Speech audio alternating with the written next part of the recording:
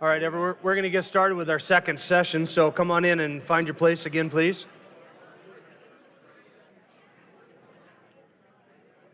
You know, he said this was scripted earlier. Just so you know, he means his questions are scripted. I have no script, which is dangerous. Yeah. My All wife's right. praying. Okay, first question. Actually, before we begin, do you know anything about the history of the rubber eraser? No. Okay. Well, 2023 was open for a conference idea. I thought if you knew anything about that, we'd have you back. So tell us, first of all, how it is that you got saved, how the Lord saved you. I grew up in a liberal Methodist church. My parents were churchgoers. My dad was converted during World War II in the Navy in the Philippines and baptized there. I have a letter from the pastor who baptized him. And yet his family had been Methodists for years, and so they stayed in the Methodist church. And I don't think my parents were keen enough with discernment to really realize that we're not getting biblical teaching. It was church, you know. And what they didn't know was that in Sunday school, I was being taught all sorts of humanism and anti-supernatural stuff. We had a Sunday school teacher, I think, and she went along with our class. So I started having her in 6th grade. She was a woman who had an earned doctorate, I think, in psychology. And so she followed our class like all the way up to the beginning of high school, teaching every Sunday. It was like we'd read a story in Scripture if she ever opened the Bible, but she would then tell us why we shouldn't take this too seriously. And the one I remember was the man with the withered arm. This didn't really happen like this, she says. You're not supposed to believe what's irrational, that Jesus was able to heal this guy. You're supposed to learn a moral lesson from this. And I said, you tell us this, and this may seem, you know, petulant of me, but it was a real question I had. I said, you tell us every week why we shouldn't take this seriously. Why do we come and talk about it? I want to stay home and watch the NFL pregame. You know, what's the point? And plus, it irritated me because, I don't know, I had a friend who was a Christian. His dad was a Pentecostal faith healer of all things. But he took the Bible literally, and so I'm hung between what I'm hearing in Sunday school and my best friend who's a Pentecostal, you know, faith healer guy. No. Somebody asked if that was Justin Peters he's talking about. It was in Tulsa, though, and, you know, Tulsa is the home of every charismatic, wingnut. And anyway, so that has nothing to do with it. He was enough of an influence on me that I didn't want to just discount the Bible, but I'm hearing this stuff in Sunday school, of all places, why you shouldn't believe it. And so I mouthed off to the Sunday school teacher. And the pastor called me at home on Monday the next day and said, I need you to come and have a talk with me. And so I went to his office on Tuesday, and he said, what's going on in Sunday school? What are you causing trouble for? And so I explained, she tells us every week that the Bible's not true. And he said, look, she's just trying to get you to see this rationally, intelligently. She's right. And this shocked me because this is the pastor telling me this. And I said, you mean none of the miracles in the Bible are true? And he said, no, not really. These are moral tales. He said, like the man with the withered hand. He said, he probably heard Jesus say, if your right hand offends you, cut it off. And he knew not to take that literally. And so he had bound his arm to his side and resolved never to use it again. And Jesus gave him permission to use his arm again. So he healed his withered arm.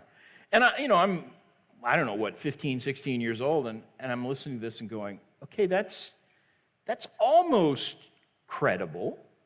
So what about when Moses parted the Red Sea? Because I'm thinking of all the miracles, and I didn't know the Bible well enough to know more than a handful of them. And he said, that clearly didn't happen. You can't make water stand up like walls. And I'm like, yeah, but if it's a miracle, it's the whole point. You can't do it, but God can. And he's like, look, we're not supposed to be taking that literally. And I went through several miracles, and he explained them all away the same way. And I left his office very frustrated and thought, I should just stay home and watch the football game, right?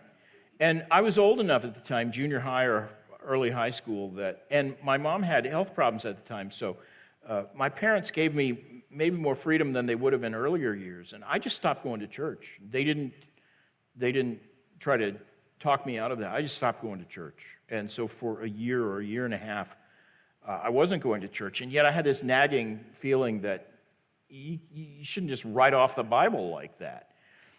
And one night, I was 17 years old. I was a month away from graduating high school. It was April of 1971, so we just passed the 50th anniversary of this night when I was lying in bed, unable to go to sleep, feeling guilty for something I had done. It was a minor, I think I had said something unkind to my sister, and she went to bed angry with me, and I just felt like a total heel, And I thought, yeah, I left church, I'm a pagan, I need to do something spiritual. And, it's late at night, I'm in my room, nothing else to do, so I decided I'm going to read a page of the Bible. That'll do it. And I had a Bible. It was one of those with a zipper cover, and I kept it zipped so it would stay in mint condition. But I opened it up and flopped it open at random because this is the only thing I'd ever done with the Bible, and I hadn't even done this very often. But I looked at it like a fortune cookie. You pick a verse, and what does this say to me? And literally, that was my approach to Scripture reading. And so I sort of teased it towards back because I did know enough about the Bible to know that I didn't want to get into the minor prophets. So the New Testament was more interesting. So I'm looking for a New Testament verse. And I flopped it open, and it opened to the first page of 1 Corinthians, which is not where you'd send a high school kid to find the gospel, right? Yeah. But I thought, first page, and I counted the pages and was disappointed at how long it was, but I thought, what if I read the whole book? That would make me really spiritual. So I decided to read through 1 Corinthians. And by the time I got through chapter 3, I was absolutely convinced what a pagan I was. Those first 3 chapters, Paul just assaults human wisdom. The wisdom of this world is foolishness with God. If anyone among you seems to be wise, let him become a fool that he may be wise. God's wisdom is stronger than the foolishness of men. God's foolishness is stronger than the wisdom of men.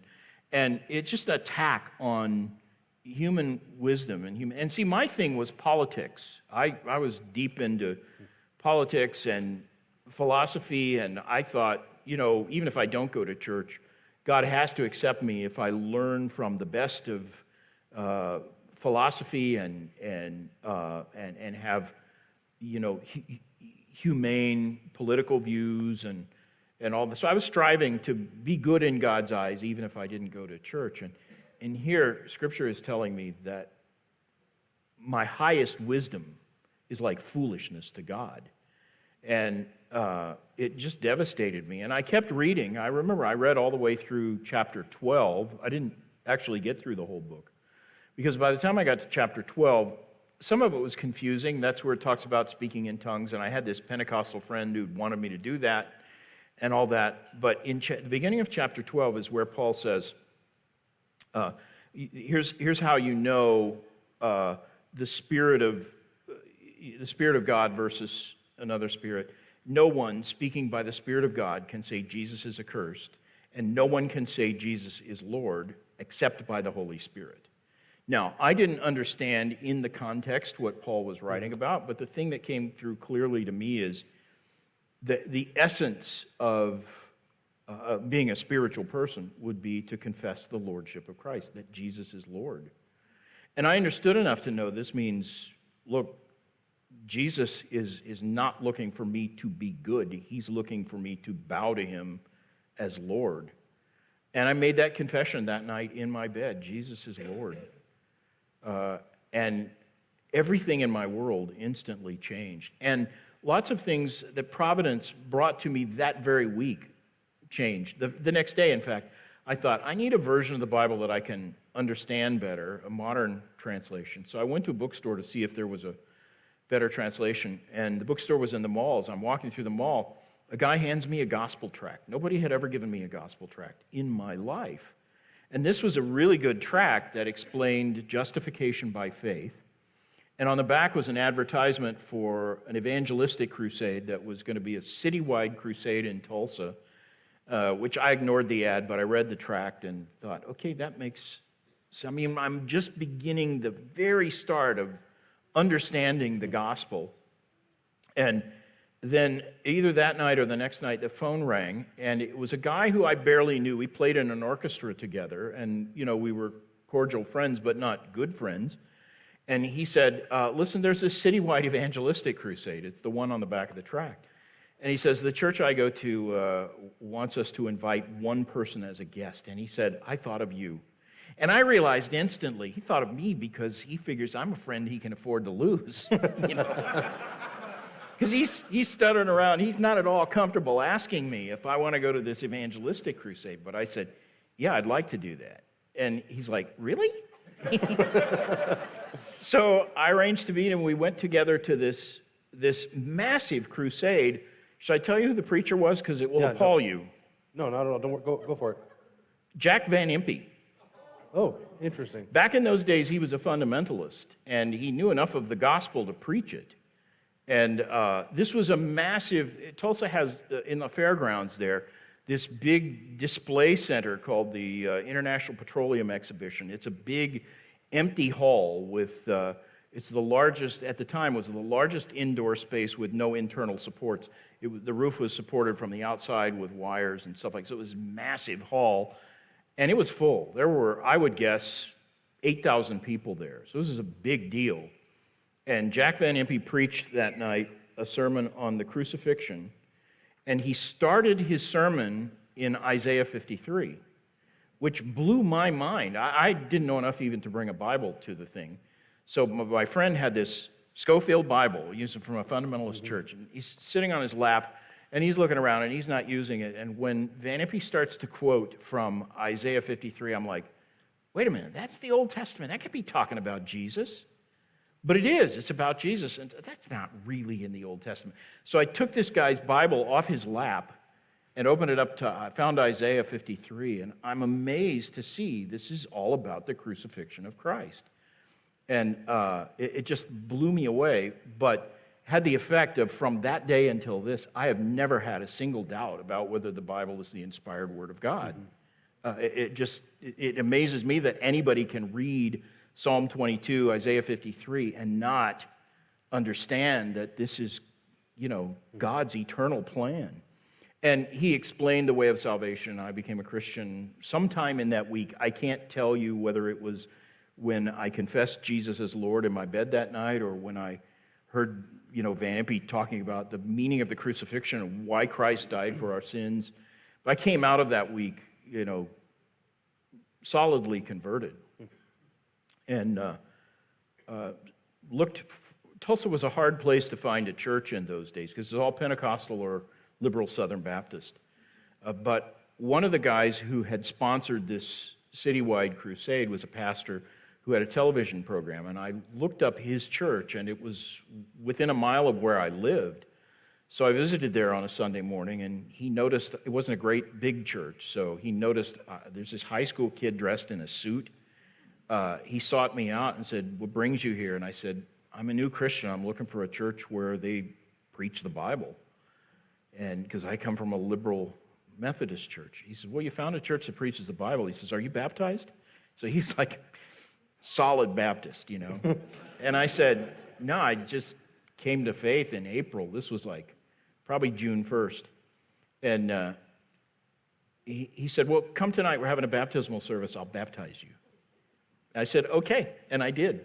So that's... Were your parents there at your baptism? No, I didn't really have the guts to tell them all that I was going through. Like I said, my mom was in and out of the hospital in those days, and a lot of stuff going on there. So it was a slow revelation to them that I had become a Christian, and they didn't believe it at first. Took quite a while for them to really see that, something happened to change him. But yeah. And then after high school, what happened? Where'd you go? The first year I went to a state university in Oklahoma because I didn't know where to go. But that night that I was baptized, I told the pastor, look, I'd been planning to become a newspaper columnist. I wanted to write political opinions like William F. Buckley, And so I realized right away, I can't do that with my life. I have to serve the Lord somehow. And so somehow verbalized that to this pastor. He says, you need to go to a Christian college. I said, where? Because the only one I knew was Oral Roberts University in the backyard, and I didn't want to go there. And I knew that already. And he said, so he listed about 6 or 7 schools, all of them fundamentalist schools, like Bible Baptist College in Springfield, Missouri, and Tennessee Temple, Bob Jones University. Hyles Anderson, was that a thing at the time? It wasn't a big deal yet. Okay.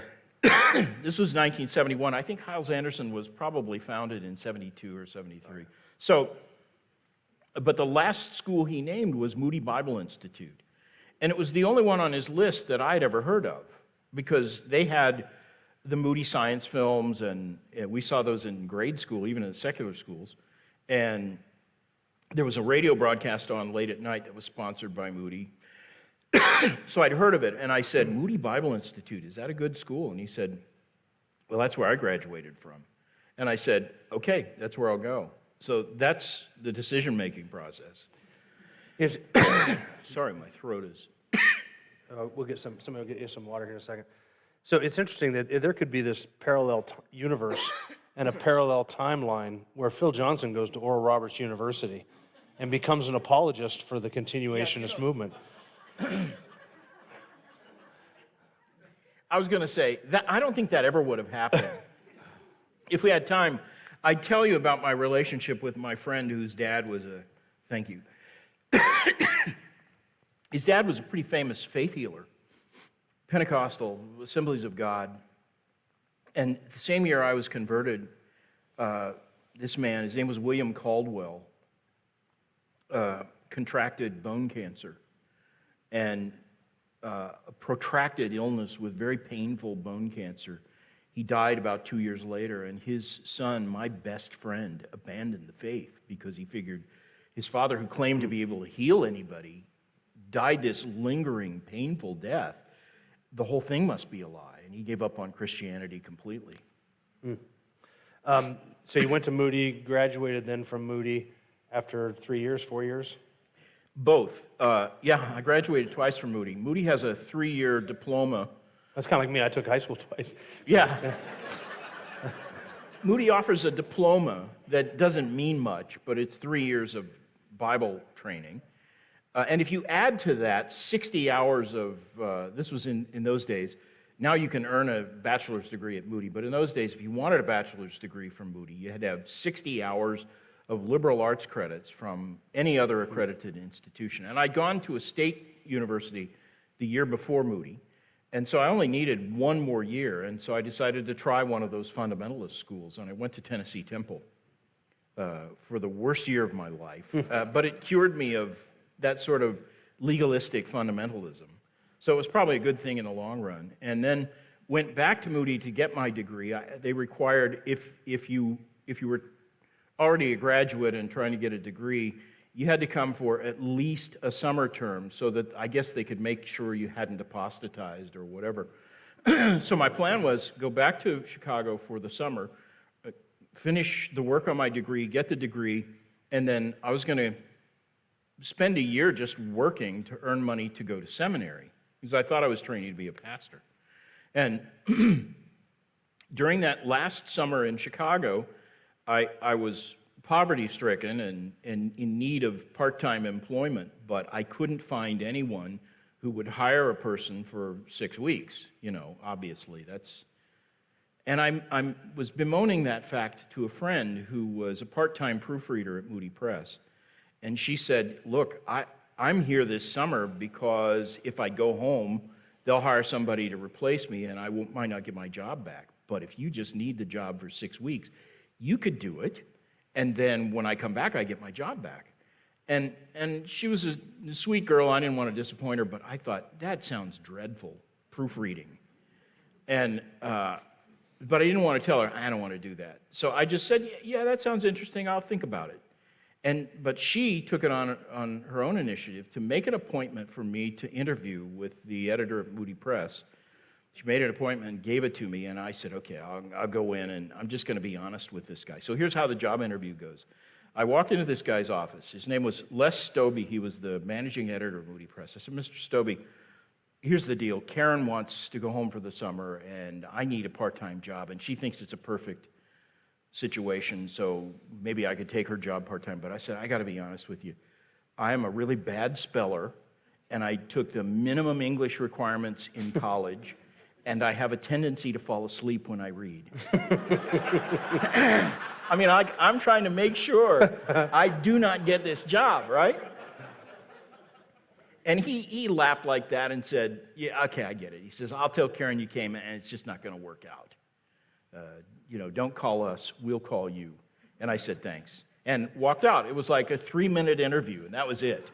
And I thought, well, I dodged that bullet, but now I got to find a job as a night clerk in a 7-Eleven or something, But 20 minutes later, he called me. I'd gone back to my dorm room, and he calls me on the phone, and he says, look, Phil, he says, I thought, maybe we could just let Karen go for the summer and do without her for a few weeks. And he says, so I checked, and I found out we are weeks behind with proofreading, and I need a second proofreader, even if she stays here. He says, technically, you've applied for the job. If I have to go through personnel department and all that, and then I'm going to have to, it's going to take me weeks. I need somebody right now. And he says, you're desperate for a job. I'm desperate for a proofreader. He says, I'll pay you $12 an hour if you can give us 3 hours a day. 3 hours a day, $12 an hour. And I'm like, wow, because minimum wage was $3.25 at that time. $12? And I'll do anything for 12. You can drive nails in my toes for 12. So that's how they got me started proofreading. And he said, but I need you to start this afternoon because I've got a thing that has to get done today. So I went back over there, and they sat me down with these typeset pages and a manuscript and said, basically, this is all the instruction I got. You take the manuscript and read it and compare it to the typeset thing, and if there's anything that's not like it's supposed to be, mark it. And so it was a badly set, piece of text, and so there were lots of mistakes in it. So I'm finding all these mistakes. And by the time I'd done it for 20 minutes, I knew this was going to be my life. It was like that dramatic. I just thought, wow, this is kind of fun. All my life, people had said to me, you're too critical, you're a glass half empty kind of guy, you're always negative, why can't you be more positive? And now they are paying me $12 an hour to find other people's mistakes. You were born for this. I was. Plus, I had always had, though I told him I took the minimum English requirements in college, that was true, but I'd always had sort of natural literary gifts. I was a voracious reader as a child, and I could write pretty well. In my college assignments, the writing assignments, I always got good grades. So I didn't think of myself as a good writer, but having edited a lot of people's writing, I think even in high school, I had some natural writing gifts that really began to manifest themselves. I took an interest in words. I started reading a lot about word usage, and before the end of that summer, they promoted me to editor. They made me a book editor. So that was a pretty good career move for me. And shall I go on? How did you meet your wife? That's the next part of the story. That's right. So I'd been there for a year, and I'm the only male editor in this. In fact, when they promoted me to an editor, Mr. Stobie says, I got to tell you, the salary on this isn't good because it's scaled for women. And even then, that was politically incorrect, right? And I said, well, what's the deal with that? Why is that a problem? And he says, well, it's expensive to live in Chicago. I said, well, it's no more expensive for a man than it is for a woman. If you can pay a woman, you can pay me, and I'll take whatever, right? But I was the only man in the editorial department. And so it was kind of fun. I was dating all these girls and like, what do you call it, serial dating? I wasn't dating any of them steadily, but taking them out, and I had no social life in college. I had paid my way through school, and suddenly I'm the only guy in the office. Darlene always jokes because these women would have Tupperware parties, and because I worked in the department, they couldn't leave me out. So So I got invited to Tupperware parties. And one of the first times she ever went out with me was at a Tupperware party with Moody Press girls. And she thought, this guy's really fun. He's so sweet. And at Tupperware parties, and he's talkative and all. And after we got married, she's like, you're not at all like you were at that Tupperware party. So anyway, she comes to work there a year after I had started. She's the new secretary in what's the department? Production. And I didn't even know there was a new girl coming or there, but a fellow editor said to me, have you met the new girl? I said, there's a new girl? And You've been to a Tupperware party with all the others. That's right. Yeah. I'm like, oh, all right. So he pointed me towards her desk, and I went, and within 5 minutes, I was totally smitten. I was like, wow. She graduated from Appalachian Bible Institute, which is a more conservative school than Moody, and I thought, a conservative girl, that's my style. And she's pretty and smart, and wow. And so as I was walking away from her desk, I thought, no, you can't let this one get away. So I did a U-turn after about 6 steps and said, hey, by the way, we're going to a baseball game on Saturday. A group of us, you want to come? And she said, sure. And so that was it. We went to a Cubs game at Wrigley Field. That was our first date. There is today a brick in the sidewalk at Wrigley Field that commemorates our first date there. And it has the score of the game. The Cubs won. And she became kind of a lifelong Cubs fan, although she's upset with them right now. But yeah, if you're in our family, you can't be for any other baseball team. Yeah, we have similar. Yeah, she's been that way even down. You can marry outside the family team. We have a Seahawks fan and a Green Bay fan, but we're working on converting them. That's right. Well, in our family, you might marry somebody like that, but you better get them converted real quick. Right. We don't have any grandchildren until we get this resolved. That's right. That's a good plan. So then you meet her, you go out on a date, and next thing you know, it was you're a married? year to the day after I met her or so that we got married. We had a rocky romance. We dated for 6 months, and then she dumped me. Well, actually, she caught me on one of those casual dates with another girl. And it wasn't anything serious even. It was a college friend who had come to town for the weekend during the air show in Chicago, which is a big deal. And it draws like crowds of 2 million people up and down the lakefront. Literally 2 million people. I'm walking in this massive crowd with this girl from Tennessee who I knew from college, and we're not even holding hands or anything. It wasn't like that. It was totally platonic. But who do you think I ran into in a crowd of 2 million? And she called me up later and said, hey, look, if you want to date other girls and everything, that's okay with me. We're not going steady, but I don't want to be part of a group. If you're going to date other girls, just leave me out. And I'm like, well, that would mean we are going steady. So I said, okay, all right. And I thought, I'll call her when I'm ready to get engaged. And yeah, that wasn't a good move on my part. You don't want to hear this whole story. I do want to hear, well, they want to hear the rest of it. Yeah, she refused to talk to me for the next 3 months. And in that time span, I accidentally quit my job. I threatened to quit, and my boss took me up on it. It was a bluff on my part, but he took me seriously. And then she found out that her sister, who she had moved to Chicago and was rooming with, her sister was diagnosed with a very aggressive kind of terminal cancer. The doctors gave her just 3 months to live. So Darlene and her sister were going to move back to West Virginia. I would never see her again. And so I called her up and said, well, can we get together and talk? And she's like, no, I don't want to talk to you. And she did that to me for 2 months until I what did I do? Cut myself with razor blades, or I just pleaded with her until she finally said, all right, we'll talk. And so when we talked, my first words were, look, I'm going to marry you. It was like that. So the running joke in our family is I never asked her to marry me. I just told her I was going to do it. And she said, okay. And how did you come to Grace Community Church and get attached with John MacArthur? Well, I had never heard of John MacArthur. The year we met Darlene, and she and I were in the phase before she dumped me, still dating. And John MacArthur came to Moody to be a speaker at Spiritual Emphasis Week, which is a week-long series of student chapels.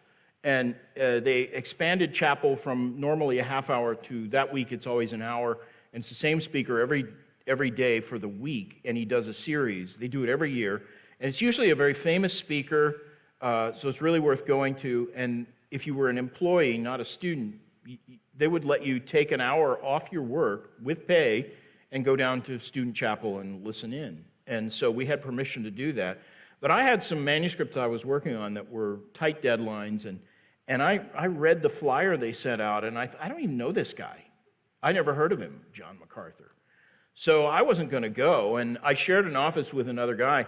He came in that morning, and he said, hey, are you going to go down there to the student chapel? And I said, who was that guy again? And so he reads the flyer to me. He says, this is John MacArthur. He's a fifth-generation pastor. He pastors Grace Community Church in Sun Valley, California. And today he's speaking on God's will for your life. And I said, no way I'm going to go to that. I said, God's will for your life? I said, that's what everybody who comes to Moody speaks about. Somebody ought to clue Junior in. I said, I'm not inclined to go hear a guy whose claim to fame is he's somebody's son, fifth-generation pastor, Junior, nah. And so he says, well, you're in a good mood today, and he leaves. 30 seconds later, she pokes her head in the door and says, I'm going down to student chapel. Were you going to come? And I said, yeah, I'm just on my way. So the sound booth this was Torrey Gray Auditorium at Moody. The sound booth is up in the balcony and kind of towards the back. And we sat behind the sound booth because I wasn't intending to take this seriously. I just wanted to be with her for a free hour, But the minute John MacArthur opened his mouth, I just thought, I have never heard a guy preach with that level of clarity, that depth of biblical content. And it was crystal clear. I mean, I had said to the guy I share the office with, he's not going to say anything I've never heard, But I thought, wow, I mean, this is a new perspective. This is a fresh treatment of how to discern God's will that was more clear and more clearly biblical than anything I had ever heard. It's his famous message called God's Will is Not Lost. That's what he preached that day. It's been made into a book called Found God's Will.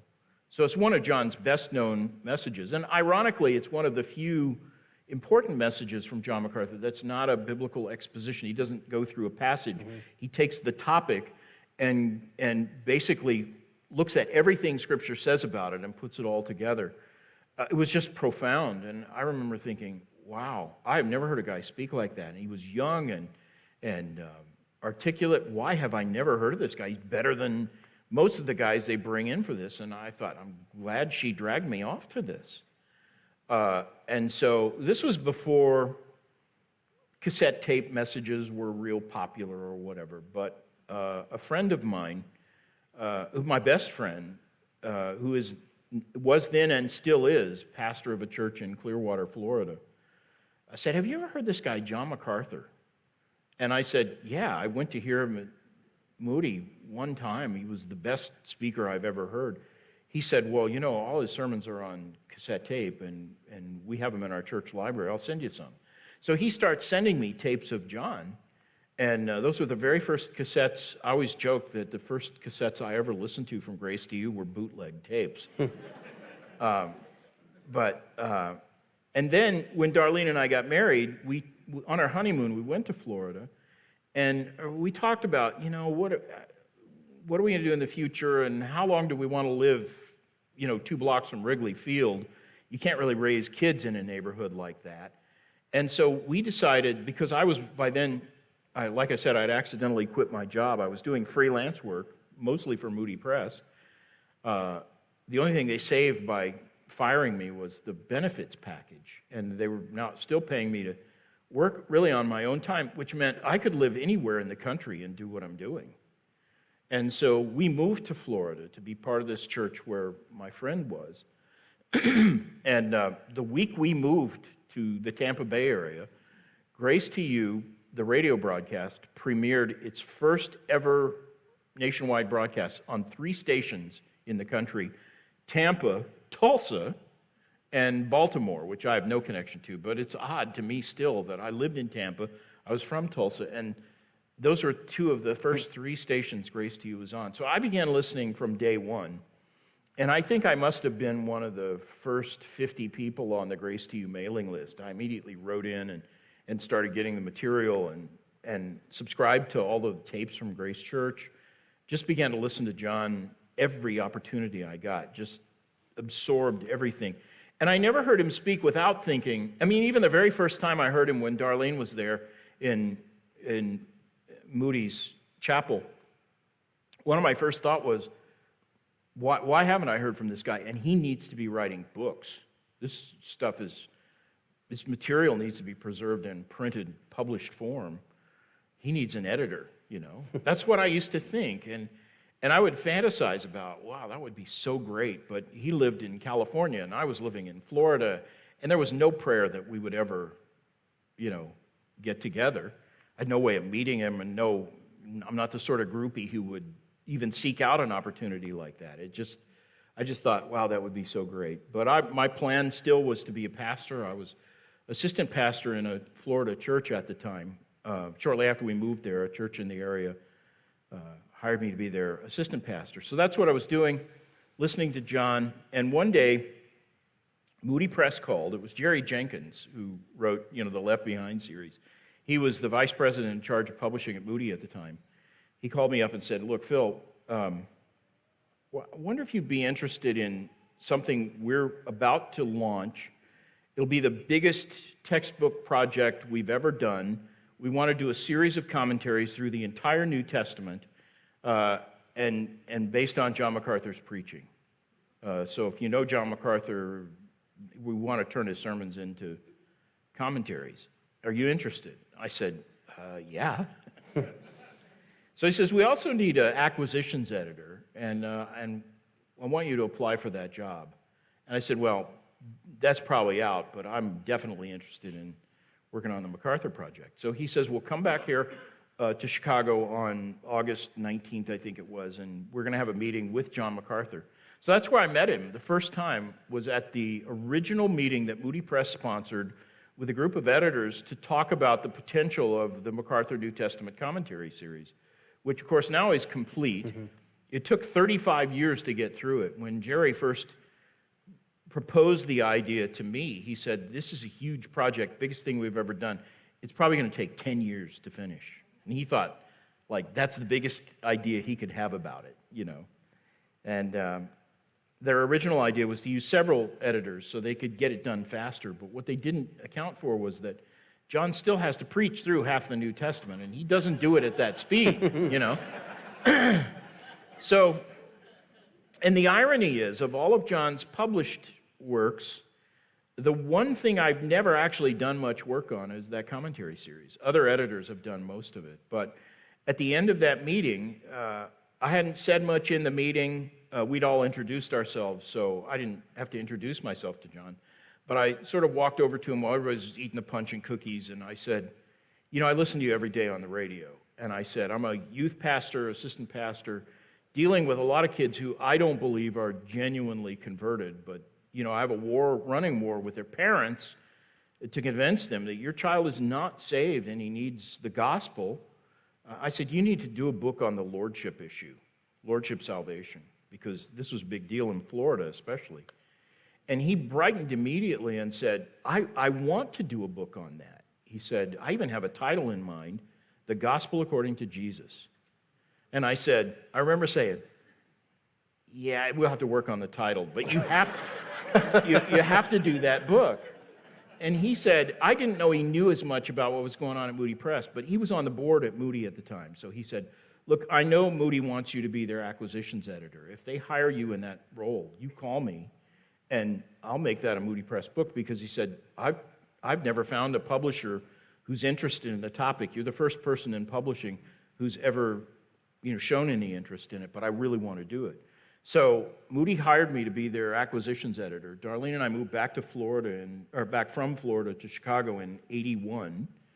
And I spent the next year, well, the first thing I did the first day on the job was write a contract for the Gospel According to Jesus and send it off to John. There's another long story about why that's not a Moody Press book after all, but it was conceived at Moody Press and contracted with them, and that was the original plan. But I spent the next year working on a smaller book, The Ultimate Priority, which has been retitled Worship with the subtitle The Ultimate Priority.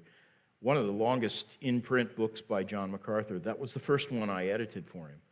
And just took his sermons and put them in print format, and then he goes through it and re-edits that the way he wants, and then it goes off to the publisher. So it shortens the process for him. It's a little more labor-intensive for the editor. It's a lot more labor-intensive for the editor, but the products, I think, have been good. The books are great. And when he saw my work, he liked it almost from the start. And so when the book was finished and he was reading it, he just looked up from the manuscript and said to me, "You should quit your job at Moody Press and come to work for me." This was 1983, the very beginning of 1983, January of 1983. "You should quit your job, come to work for me." And I said, "Okay." And he said, "No, I'm serious." And I said, "Yeah, so am I." And that was in January. That was the end of January 25th, January 25th. By March 1st, Darlene and I were in California. We'd moved there and have been there ever since. So we're coming up on our, 38th anniversary? Yeah. And did he offer you a job as executive director at Grace to You? No, in fact, I had actually said these words to Darlene.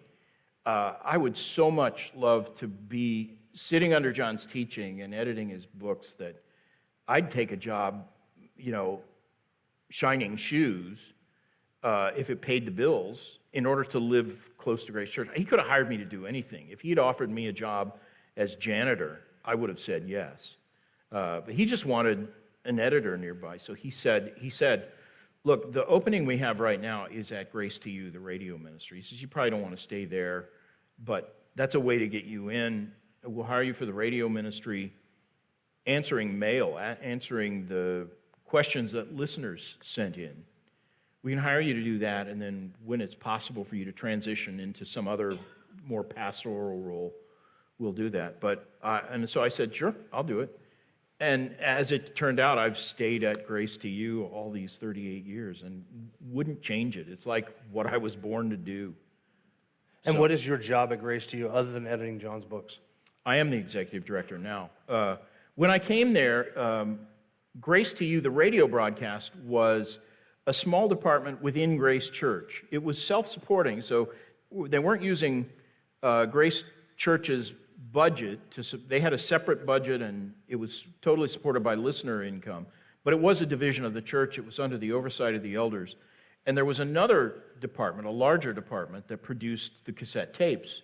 So there was the tape ministry and the radio ministry, and they actually existed in separate buildings. But obviously, they're doing a lot of the same things. It's the tape ministry that supplies the material for the radio ministry. There's so much back and forth. It didn't make sense, first of all, to keep them separate.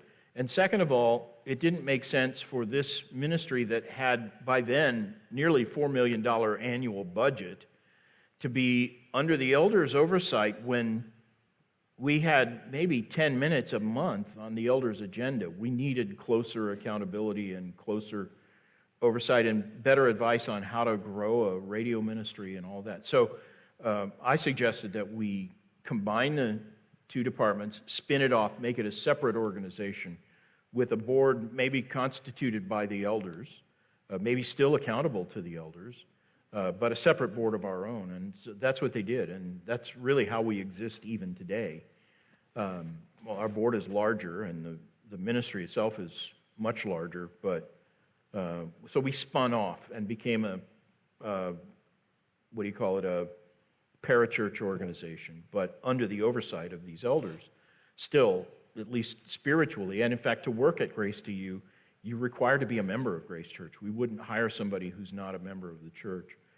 And you are an elder at the church as well as Yeah. executive director of the So, ministry. so we still have this very strong tie with the church, but it's separate from the church. I'm not an employee of the church and not in any way accountable to anybody at the church other than, As an John elder. and the elders that are on our board. And, yeah, accountable to the elders of the church in my role as a lay pastor at Grace Church. The church doesn't pay me anything, but I pastor one of the large adult fellowships there. So it's perfect for me. I mean, I had trained to be a pastor, and I am pastoring, but I don't need to be a senior pastor. And, I have opportunities to preach and write and pretty much whatever I want to do. It's like I said, I've felt for years like the Lord just made me to do the role He brought me into. And do you edit all of John's books, or do you have other people that work with you on that? No, I've for years edited the vast majority of the non-commentaries, his adult nonfiction books. There came a time when there were just too many book projects for one person to do. I can only edit maybe 2 books a year. That's like the maximum I could possibly do. So for several years, we did some smaller books that we had other editors at Grace to You sort of put together. When you read them, you can tell they're of a different style than John's books normally are. For the past, 3 or 4 years, my eldest son, Jeremiah. I skipped over this question. Do you have kids, and what do they do? So why don't you? Yeah. Well, my eldest son is Jeremiah, and he would want me to stress that he is not the charismatic prophet named Jeremiah Johnson, but the other Jeremiah Johnson. Nor is he the rugged mountain man, Jeremiah Johnson. Yeah, that's right. But he inherited my way with words, I guess, and the ability to write and edit material sort of just comes naturally to him. And so he started doing some of John's books about 4 or 5 years ago. And John loves his work. I think the truth is John likes his work better than he liked mine, which is good for me. It takes all those deadlines and stress off my shoulders, and I'm thrilled to see my son doing, basically what I did. So yeah. Your other kids? Oh, we have 3 sons. All our kids were boys. Jeremiah is the eldest, and he's married but has no children. And he and his wife both go to Grace Church.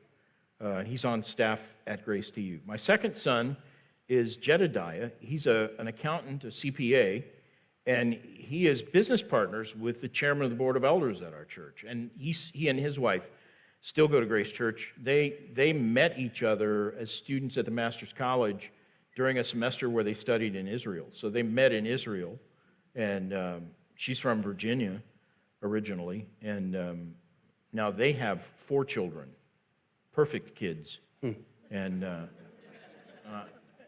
All yeah, Cubs fans. devoted Cubs fans, all of them, and yeah, they would not hesitate to tell you that they're well trained. And then my youngest son, Jonathan, is a police officer stationed in Hollywood. He's at the Hollywood division of LAPD, and he and his wife is Susie. Her dad was a pastor on staff at Grace when I came. He now pastors a church in Marysville, Washington, north of Seattle. And she grew up there, and she's a musician, a really skilled pianist. And they have 3 kids and live within walking distance of us. And they all go to Grace Church as well. So the entire extended family is at church on Sunday. It's like the best ever. And it's the reason Darlene and I haven't moved to Idaho, because we're not going to leave the grandkids. I'm going to circle back to your police officer's son at the end if we have time, because I want you to talk about a recent event that you were telling me about the other day. Spurgeon was committed to the doctrines of grace, which we call Calvinism. When did you come to those convictions yourself? Was Grace Community Church always known for your commitment to those Reformed doctrines? Or has there been a development over time? How much have you influenced grace? How much has grace influenced you? All of that. Yeah, those are great questions. And the answer to both questions about Grace Church and me is that we came to the doctrines of grace gradually over time. I was saved out of the Methodist Church, and I wouldn't have thought that I was taught much doctrine, but it's kind of ingrained into you as a Methodist, certain Arminian principles that human free will, is all important. So the idea of free will seemed important to me when I first became a Christian. The first time I ever heard of Arminianism and Calvinism was that night that I met with the pastor who baptized me. And he heard my testimony, made sure I was genuinely saved, and then asked me, "Do you have any questions?" And I said, "I just have one question, and that is this. Now that I'm a believer and I have eternal life, is there anything I could do to lose it? Do I need to fear that I might, fall away or whatever?" And he goes, he says, "You'll understand that the more you trust Scripture." He says, we teach that salvation is forever. Eternal life, by definition, is eternal. He said, but that's the old debate between Calvinists and Arminians. And you don't need to know all of that right now. And that was pretty much all he said, but it stuck in my mind. Armenians, And so that first year in college, I remember going to this is a secular university, went to the church or the school library and found this religious encyclopedia and looked up Armenian, and that didn't make any sense. So I thought, Calvinism. And I looked up Calvinism, and that's what showed me the proper spelling for Arminian. So I looked that up and read it. And as I read the 5 points, I thought, well, I agree with the Armenians, on 4 of those 5 points. So I came into, faith as a believer with the only one of the 5 points that I actually believed was eternal security because of that pastor's influence. And so when I went to Moody, at my second year as a Christian, there were a number of students there who were, Calvinists, and you know how young Calvinists, college-age Calvinists are. That's all they ever talk about. Mm-hmm. And there was a group of these guys in the room next to me in the dorm who would hold court every night. My interest was evangelism. I'm like, I was in church for 17 years before I heard the gospel. People need to hear this. So I was doing a lot of public evangelism, street evangelism, passing out tracts, just encountering tourists on the street and giving them the gospel. And I loved doing that. And so these guys next to me, they loved sitting around in the dorm room talking about the doctrines of grace. There's a place for both, but as a new Christian, I didn't think that was all that important. I remember going into their room one night to borrow a pencil or something like that. Didn't go in there to be hostile, but I realized, you guys are sitting around here talking about predestination, Yeah, it's important. I said, you know what? If y'all had come out evangelizing with us, there'd be a whole lot more elect people. So that's the kind of smart aleck I was, as a new Christian. And they were very patient with me and explained, and through those years at Moody, I became more and more, you can't study the Gospel of John and not see that Jesus was a Calvinist. He keeps saying Calvinistic things in the Gospel of John, of all places. So he says to the disciples, "You didn't choose me, I chose you." And I'm like, sounds like Calvinism. And just gradually, my defenses began to, the more I studied Scripture, just like that pastor had told me, the more I studied Scripture, the more I would understand it, and I did. But it wasn't until after I'd graduated, after I'd been in ministry for a few years, I listened to John MacArthur's teaching on Ephesians 2. You're dead in trespasses and sins. And I had always thought, for me, the real hurdle is limited atonement. That's the stumbling block for me. The reality was, and I didn't even understand it, was that I hadn't really with my heart embraced the truth of total depravity, that we are dead in our trespasses and sins. And Ephesians 2, but God raised you up. And suddenly it became clear to me that it was God who initiated and accomplished my salvation. None of it hinged on me. That's the whole point of Ephesians 2. And And by grace are you saved through faith, that not of yourselves. It's a gift of God, not of works. And then he goes on to say, even the good works you do were prepared beforehand by God that you should walk in them.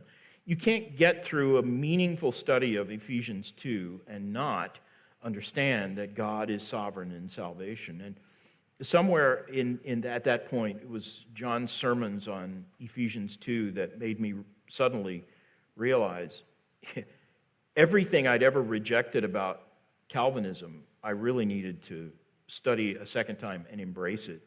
And so I began to read more Puritan literature. I wasn't even really a fan of Spurgeon's at that point, but Spurgeon called Calvinism the gospel. He equated the two and was bold in his defense of Calvin. Right, he was. And I don't think he means what some people today think he means when he says Calvinism is the gospel. He's not saying that if you're not a Calvinist, you're not a Christian, or you haven't understood the gospel. What he's saying is that the truth that lies at the heart of Calvinism, salvation is of the Lord. That's the core of Calvinism. That's also the heart of the gospel. Yeah. So Calvinism is simply the distilled essence of gospel truth. It doesn't mean that if you don't understand or embrace Calvinism, you haven't really believed the gospel. He wasn't saying that, because Spurgeon was pretty clear. He had Arminian friends and fellow ministers whom he respected, and he defended John Wesley, who was an Arminian. But I think he's right when he says, by what he means, Calvinism is the gospel, that salvation is of the Lord. That's the heart of gospel truth. Of all the elders at Grace Community Church, you are probably the most well-known outside of John. You have an almost ubiquitous presence online in Twitter, Facebook. You're hanging around in the wrong districts of the internet. Yeah, the Pyromaniacs blog, etc. Yeah. And whenever John is attacked, you always seem to be the only elder that anybody in Cyberland hears from. You are the most virulent, the most vocal, the most out front of all the other elders at Grace Community Church. Is that a role that is assigned to you, or is that one No. that... Nobody's ever asked me to. In fact, I expect if we could get the elders of Grace Church here and poll them, the vast majority of them would say they probably would think it would be a good idea if I'd tone it down a little bit. John himself might even say that. So no, nobody's prompted me to do that or encouraged me to do that. But I see, and I was an early adopter on the internet. I was on the internet in 1995 before most people had ever heard of it. And so I see how important it is and how much discussion goes on there. And seriously, I do make an effort not to jump into every argument or whatever. But when I see someone just relentlessly attacking a doctrine that I love or a person that I love and nobody's answering, I can't stifle myself. I will answer. In many ways, you have almost been the mouthpiece of the Board of Elders at Grace Community Church. Don't say that to Grace. It'll probably kick me out. At least that's it. From the people in the cheap seats, that's what it looks like. It's, nobody at Grace wants me to have that role. I don't want that role, frankly. All right, what are your hobbies outside of Grace Community Church and Grace to you? Do I have any, Darlene? My grandkids, yeah, that's about it. My grandkids. And that would be what you do to relax as well? Yeah, when it comes to music, I'm a listener. I love classical music. I love Bach's cantatas, stuff that nobody else listens to. So I'll put on headphones and blast my ears with Johann Sebastian Bach, who was a Lutheran, but a lot of what he wrote was some of the greatest sacred music ever.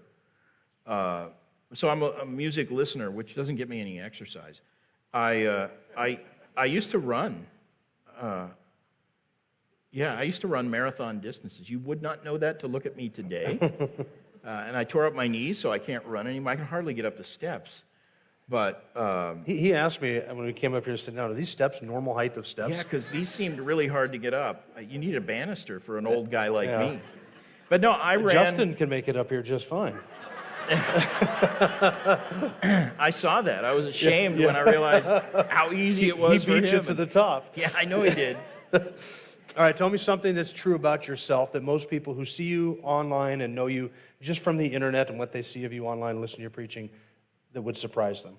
Yeah, I ran and completed the Oh, that was first it right Chicago Marathon. Okay. In fact, I ran this marathon, and Darlene was at the finish line waiting to hug me and give me a cup of water, and then I think it was like 2 days later that she broke up with me for good. Oh, so it was that long ago. Yeah. Gotcha. Oh, yeah, long ago. Okay. No, I kept running for years, but I injured my knee in, this is something I'm really ashamed of. I injured my knee in a t-ball game with my kids, where they decided for some reason to let the parents bat once, and I hit this slow roller that I didn't think I was gonna beat out, and so I ran as fast as I could, and that last step to first base, I overextended, my foot caught on the bag, and my knee bent backwards, and it tore every, my ACL and every other thing in there. And in those days, they didn't even bother to fix it. So I've had a knee with no, what do you call them, things in it. It's nothing holding it together. And it also broke a bunch of the cartilage off. So this knee has needed to be replaced for about 5 years, and I just don't have time to do it. But sometime within the next year, I've got to get a knee replacement. Do you have any plans to write a book of your own? No. What about taking, this is something, somebody asked me this during the break, what about taking the stuff that you've done on Spurgeon, these sessions, turning it into a book? Well, even two things about that, two reasons I wouldn't do that. One is, there's so many books out there on Spurgeon, and I don't think I have any new material to say. Everything you're going to hear me say is already available in published works, and there's so many of them. You're going to hear a lot of things you've never heard before, but that doesn't mean they haven't been published before. There's just so much material out there on Spurgeon that I'm not enough of a scholar to really want to.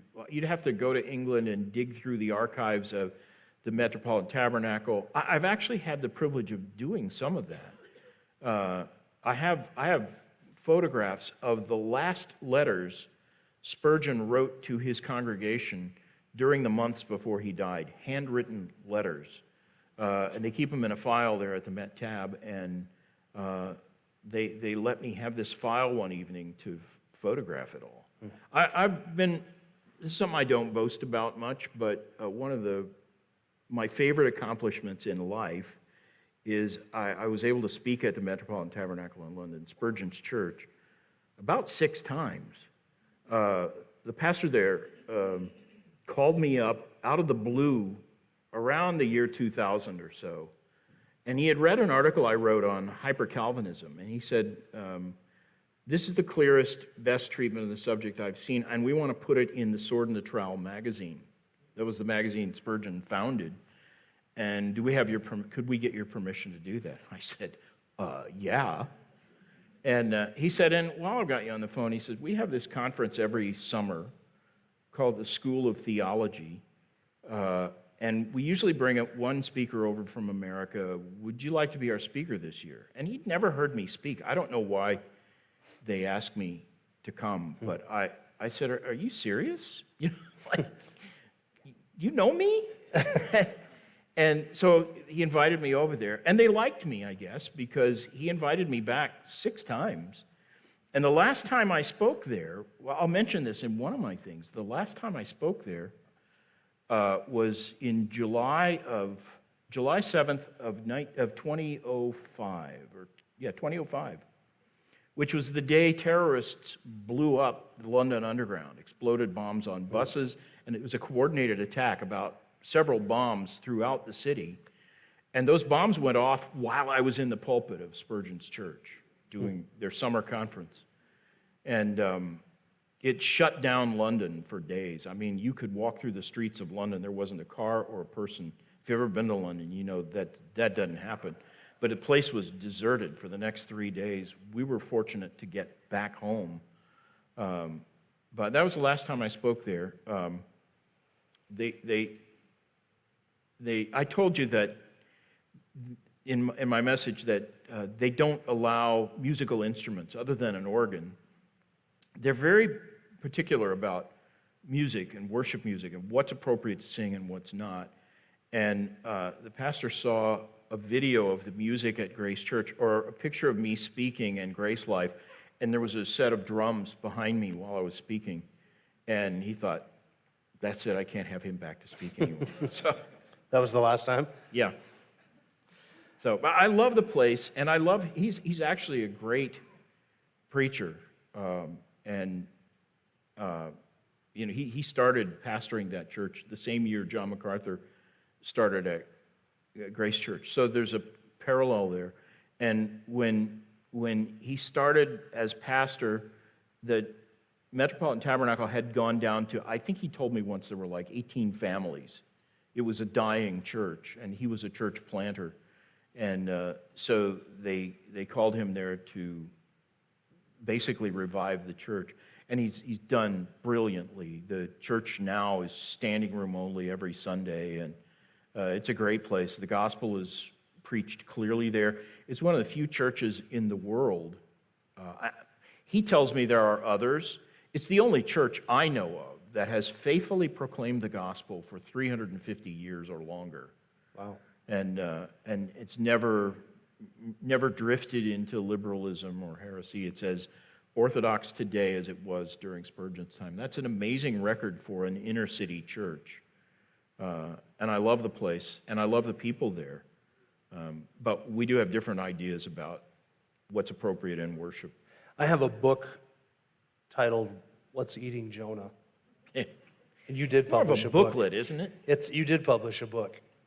Well, I didn't publish it. That was a series of sermons I preached, and I did it in India during one of my summers there. And Grace to You has an office in India, and our office staff there said, can we publish these in our newsletter, like serially? So they took these messages and published one each month in their newsletter, and lots of people were asking for permanent copies.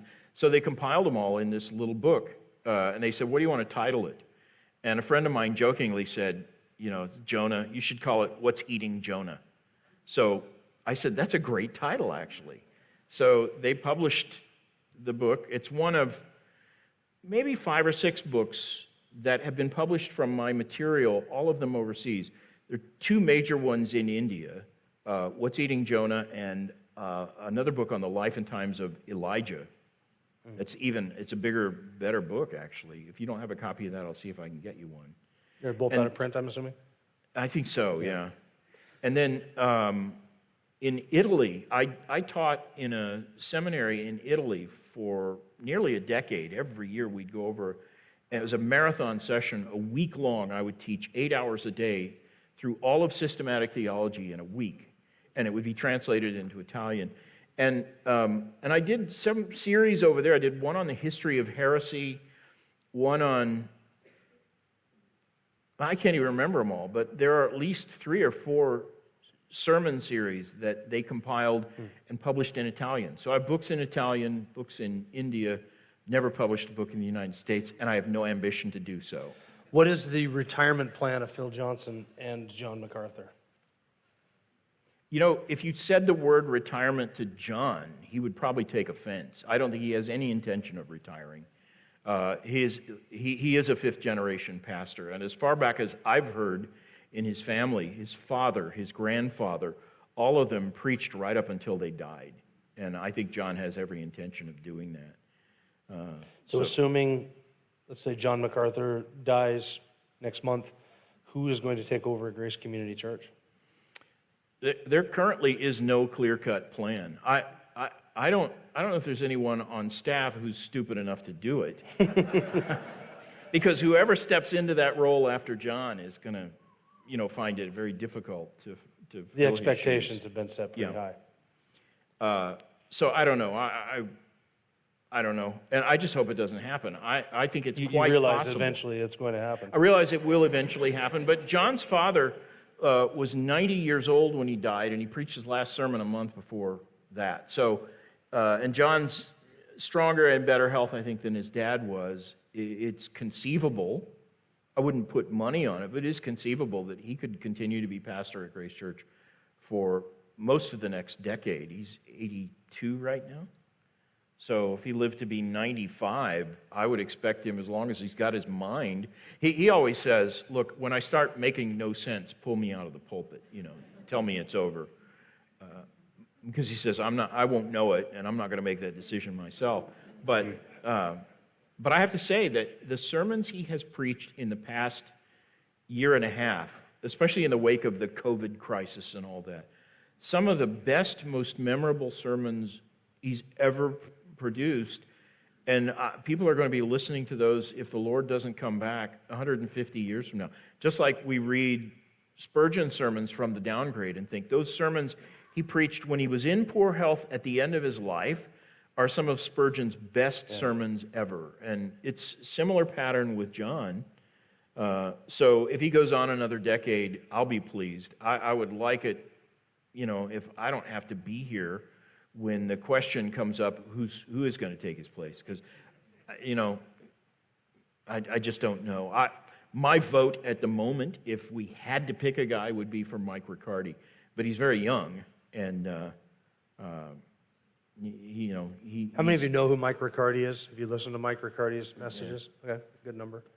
Mike and Phil co-shepherd the large adult Sunday school group at Grace Community Church, and Mike is an excellent expositor, a very good preacher. Whatever happened to Too Wretched for Radio? It was too wretched for radio. When we stopped doing it, Todd called it a hiatus.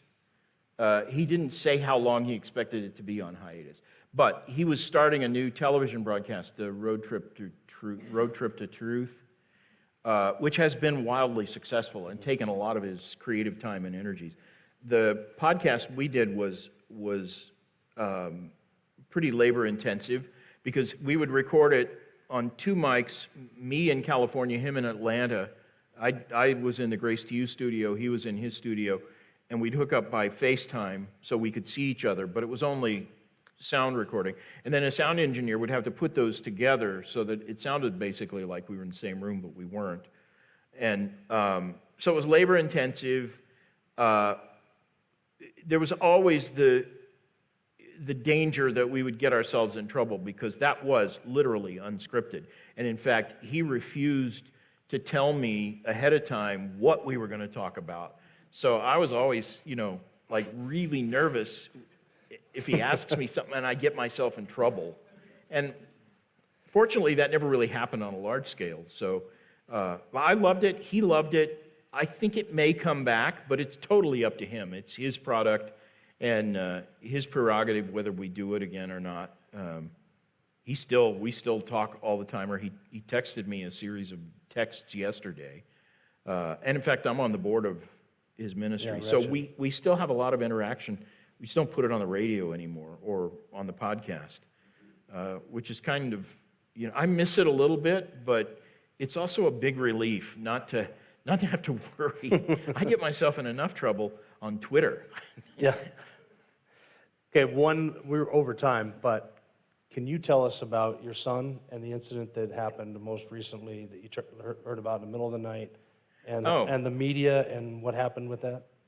Yeah, because this is an example, I think, of how the media have deliberately sort of stirred up anti-police sentiment. He called me at 1 a.m. and said, I've been in another shooting. He had been in a shooting a few years before where that one was totally non-controversial because he had to shoot a guy who that morning had butchered his wife in a parking garage in Long Beach. And it was such a grisly scene. It was on the radio all day that day. They had roped off all of Long Beach to try to catch this guy. He somehow got out of the police barricades and found his way up to our valley. And he tried to change his bloody clothes by borrowing clothes from an uncle. The uncle called and said, he's up in this valley. And the call went out on the radio. My son was in a car and saw this guy right away. And so they confronted him and ultimately had to shoot him. But because it was all over the radio all morning that this guy, he was an Eastern European white guy who had butchered his wife, it was totally non-controversial. It was a great thing, So he calls me at 1 a.m. several months ago and said, yeah, I've been in another shooting. And he says, you'll probably see this on the news, but I'm okay. Don't worry about it. And I said, what happened? He said, well, this guy was brandishing a bayonet and aimed it at one of the female police officers. And my son, who's one of the few LAPD guys, or one of a limited number of LAPD guys who are trained to use a rifle, and he had his rifle, and he was, sort of guarding this guy. And when this guy raised his rifle to shoot at a police officer, he had to shoot him. So this is 1 a.m., and I thought, okay, how do I find out what's going on? My first thought was, the first place you'll read about this is on Twitter. So I did a search for Hollywood LAPD Twitter, and sure enough, somebody had already posted on Twitter a picture of the corpse of the guy. And so I don't think I got back to sleep that night, but at 4 a.m., the LA local news comes on, and it's all over the news. The police in Hollywood shot a man. It's unclear what happened. They said the reports are that the man was carrying a piece of metal, and the police shot him. And then Technically true. It was technically true. And in fact, then they interviewed a spokesperson from the LAPD, a woman whose job it is to talk to reporters, and she also is calling it a piece of metal. He was carrying a piece of metal, and we'll do a full investigation. And it sounds like she's accusatory, And I'm thinking, they're trying to drum up a controversy here, like the police shot an unarmed man because he was carrying a piece of metal or whatever. And this was on every 15 minutes. They do a live report. They're standing out in front of this guy's apartment doing these live reports. And in the middle of one of the reports, the guy's girlfriend comes out of the apartment. And they know who she is, so they pull her into the live broadcast and say, your boyfriend was shot by the police here. Can you tell us what happened? And she said, yeah, I warned him. He left the apartment with his bayonet. He's got this rifle. I told him you're going to go out there and get shot. He got what he deserved. So the guy's girlfriend sort of saved our bacon, and the odd thing was, after that, the rest of the morning, you try to get news on it, and they weren't even reporting on the story anymore. It wasn't worth reporting on the story unless they were going to be able to stir up a controversy about the police. Yeah.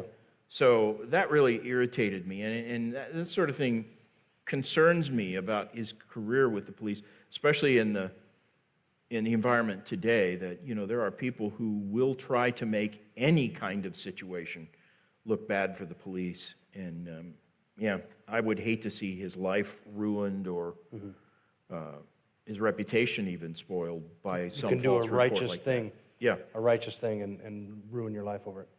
Yeah, he saved that police officer's life by shooting that guy. It was the bayonet was not only a bayonet, it was loaded with a live round. If he had shot it and aimed correctly, he would have hit the other police officer. So it was all investigated, and I've seen the final police report. There's a picture of the rifle there with the bayonet on it, and it doesn't look like a piece of metal to me. It looks like the barrel of a rifle with a bayonet affixed, Well, that's it. That's all the questions I have for Phil. So give him a round of applause for his time tonight. Appreciate that.